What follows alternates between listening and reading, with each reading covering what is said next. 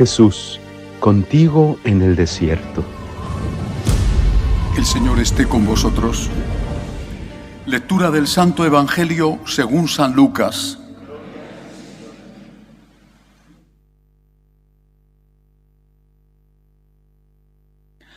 En aquel tiempo Jesús, lleno del Espíritu Santo, volvió del Jordán, y durante 40 días el Espíritu lo fue llevando por el desierto mientras era tentado por el diablo.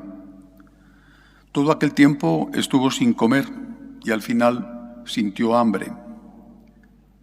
Entonces el diablo le dijo: si eres hijo de Dios, dile a esta piedra que se convierta en pan.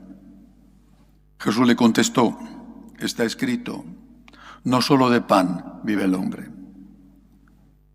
Después, llevándole a lo alto, el diablo le mostró en un instante todos los reinos del mundo y le dijo: te daré el poder y la gloria de todo eso, porque a mí me lo han dado, y yo lo doy a quien quiero. Si tú te arrodillas delante de mí, todo será tuyo. Jesús le contestó: está escrito, al Señor tu Dios adorarás, y a Él solo darás culto. Entonces lo llevó a Jerusalén y lo puso en el alero del templo y le dijo: si eres hijo de Dios, tírate de aquí abajo, porque está escrito, encargará a los ángeles que cuiden de ti, y también te sostendrán en sus manos para que tu pie no tropiece en las piedras. Jesús le contestó: está mandado, no tentarás al Señor tu Dios. Completadas las tentaciones, el demonio se marchó hasta otra ocasión. Palabra del Señor.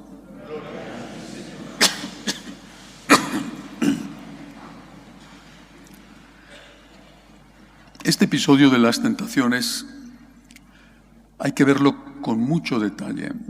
Primero, ¿cuándo ocurren? Cuando Jesús está cansado. Eso nos pasa. Cuando eres joven, por ejemplo, estás en época de exámenes, las tentaciones contra la castidad son mayores. Cuando estás cansado, el trabajo, un día pesado, el tráfico, las tentaciones de perder los nervios en casa ante un imprevisto o ante lo de cada día, el hijo adolescente, el niño, la esposa, el marido, son más frecuentes. Cuando estás haciendo régimen para adelgazar, lo digo por experiencia, las tentaciones de saltar a la más mínima también son más frecuentes. Estás nervioso. ¿Qué tenemos que hacer?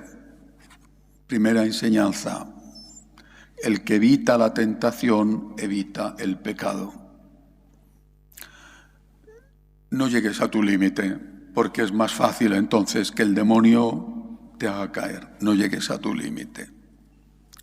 Si supiéramos cuál es el límite, seguramente nos ahorraríamos muchas palabras que no deberíamos de haber dicho o muchas cosas que no deberíamos de haber hecho.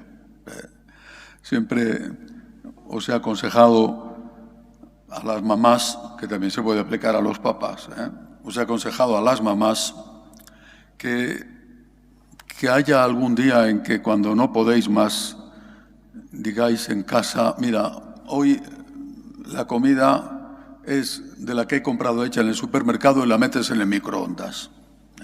Porque normalmente los hombres, incluso los que no saben hacer nada, hasta dar al microondas sí que saben. Ahí llegan los conocimientos de cocina de muchos, pero hasta ahí sí que llegan.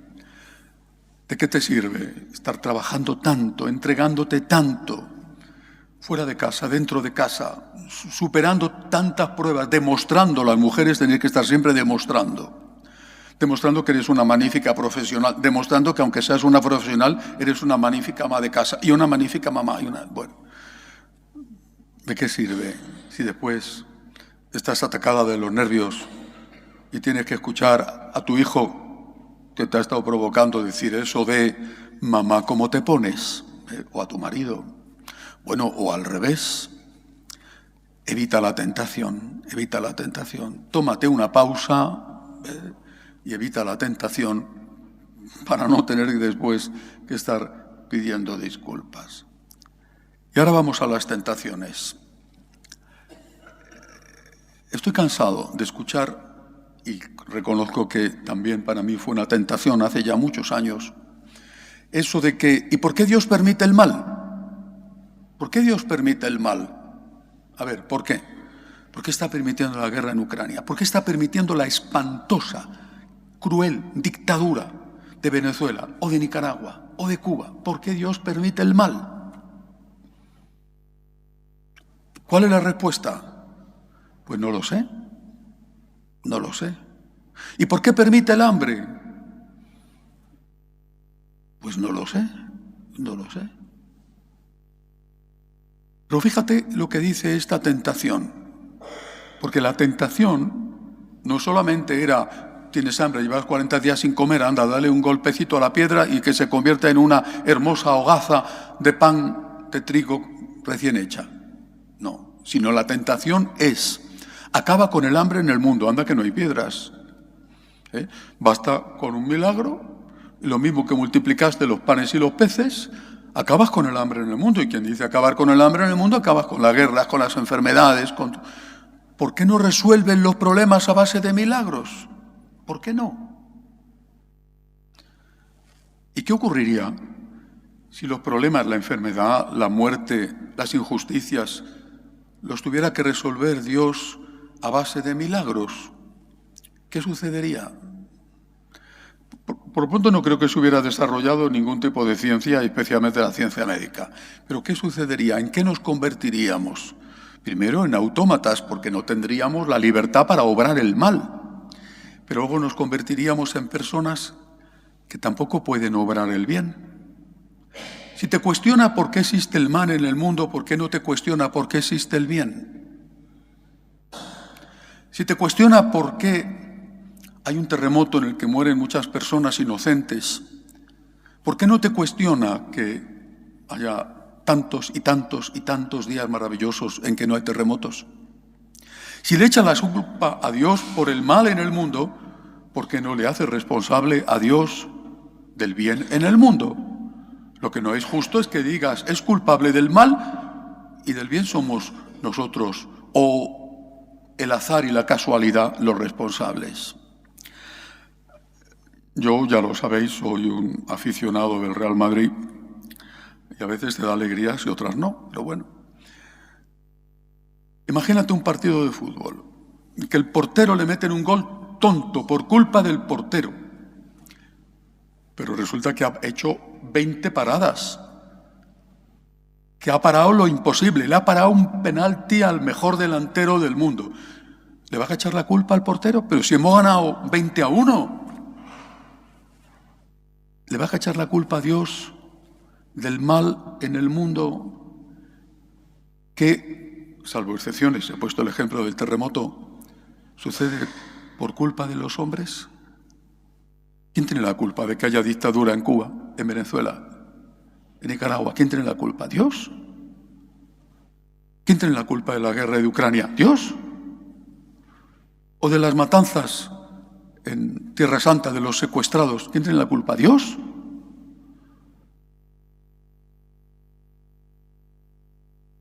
Siempre, desde niño, aprendí que cuando uno señala con el dedo a alguien, en este caso a Dios, los otros dedos te están señalando a ti.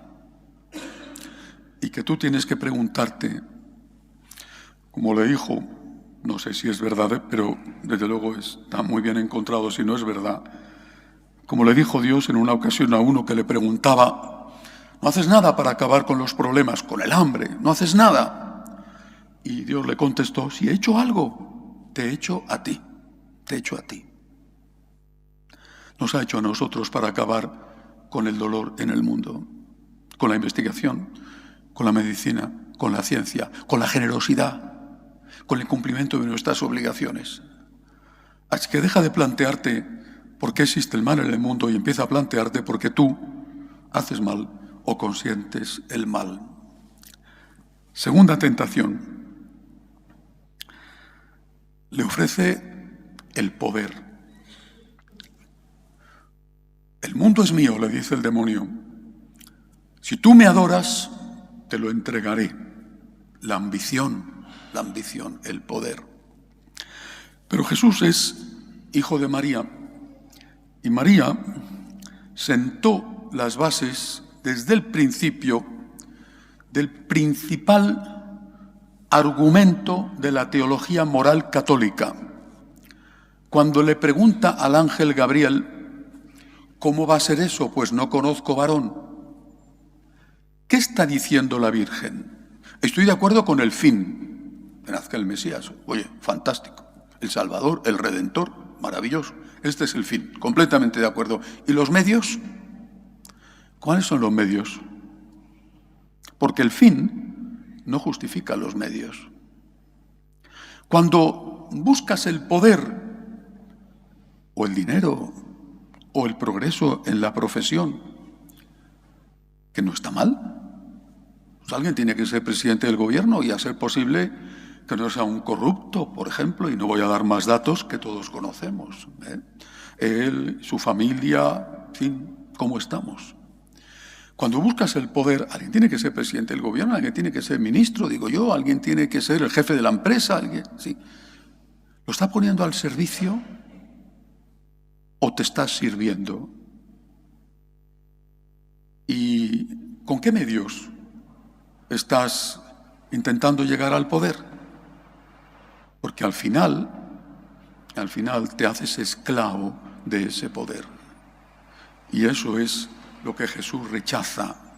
El fin no justifica los medios. El fin puede ser bueno. ¿Por qué no vas a poder subir y mejorar en tu empresa? Claro que sí. ¿Por qué no? ¿Por qué no? ¿Y cuáles son los medios que empleas? ¿Qué vas a emplear? Eso es lo que no te está permitido si eres seguidor de Jesús. Y luego hay una tercera tentación. Le lleva al templo, que era muy alto, era uno de los grandes edificios de la época, y le dice, mira, ves, te tiras, no te va a pasar nada, porque los ángeles van a cuidar de ti. Y le cita dos frases del Antiguo Testamento. El demonio está usando contra Cristo la palabra de Dios, sacándola del contexto. Debemos de tener mucho cuidado porque a veces vienen personas que utilizan la palabra de Dios contra Dios. Por ejemplo, cuando te dicen, si Dios es muy bueno, si Dios es misericordioso, si Dios es tu Padre, ¿cómo te va a condenar, hombre? ¿Acaso un padre cualquiera, tú condenarías para toda la eternidad a tu hijo? Está usando la verdad contra la verdad. Es decir, está usando la verdad. Dios es Padre, Dios es misericordioso, Dios es amor, Dios lo perdona todo, si le pides perdón. Está usando la verdad contra la verdad, porque la otra parte de la verdad es, lo escucharemos en el Evangelio del lunes, venid benditos de mi Padre porque he tenido hambre y me habéis dado de comer. Id malditos de mi Padre porque he tenido hambre y no me habéis dado de comer. Porque esa parte también es verdad. Porque el Señor es tu Padre. Sí, lo es. Y es un Padre misericordioso, lo es. Pero también es Padre del que ha robado. O de ese no es Padre. También es Padre del que ha sufrido porque has mentido. También es Padre del que tiene hambre y podías ayudarle y no le has ayudado, o de ese no es Padre. ¿Es que acaso el Señor nos enseñó a rezar diciendo, Padre mío que estás en el cielo? No es esa nuestra oración es Padre nuestro. Dios es misericordioso, sí, pero también es misericordioso con aquel al que tú estás haciendo daño, o con ese no tiene que ser misericordioso. Cuidado con los que usan la palabra de Dios para volverla contra Dios y justificar hasta los crímenes más horribles, como por ejemplo sucede con los que justifican el aborto o la eutanasia. La llaman la muerte por caridad. La caridad es cuidar de tu padre anciano y no matarlo. Pero esta tentación dice más cosas. Dice, la respuesta de Jesús: no tentarás al Señor tu Dios. No pongas a prueba a Dios. No pongas a prueba a Dios. Es lo que os decía al principio. Aléjate de la tentación. El que se aleja de la tentación evita el pecado. Que a veces no puedes alejarte, eso es verdad. Pero en la medida que puedas, aléjate. Recordad siempre ese ejemplo que al menos ahí me ponían de adolescente. Si el perro rabioso está atado con una cadena de 1 metro, no pases a medio metro. El que evita la tentación evita el pecado. No pongas a prueba a Dios. Y volviendo a lo primero que os decía, cuando tengas ganas de preguntarte por qué hay dolor y hambre, y problemas y sufrimiento y guerras en el mundo, no le preguntes a Dios por qué. Pregúntate a ti, ¿qué estás haciendo tú para evitarlo? Porque Dios sí que ha hecho algo para evitarlo, te ha hecho a ti. Que así sea.